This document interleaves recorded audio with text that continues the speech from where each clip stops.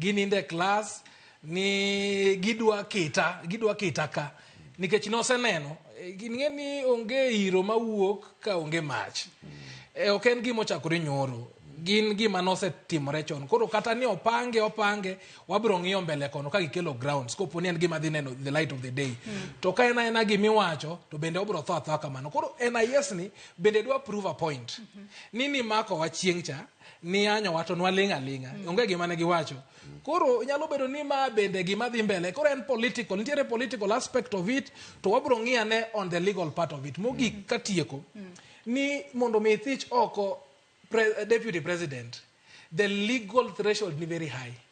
Notice of motion miketo cha mar one third mondo mi support that impeachment motion kende.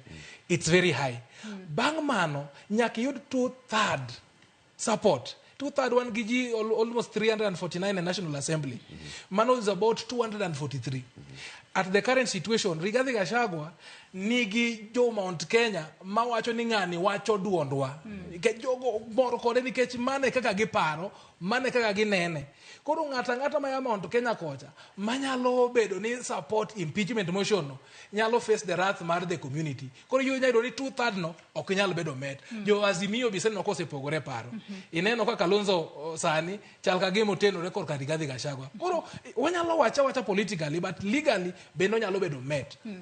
Kwa keli kaduke tuwaka wakili Evans Ogada ado ni kuru walose the legal aspect nikecha iwinjo ka Wasaga wacho ka ene nyaka sani weche mwana nwanyala chachani gen political differences dira usineno ekinda jalup jatend piny Kenya ka chel kod jatend piny Kenya William Ruto nyaka sani dira nyaka ne jatend piny Kenya ochak tiyo machiegni kod opposition Raila Odinga Gachagua ose feel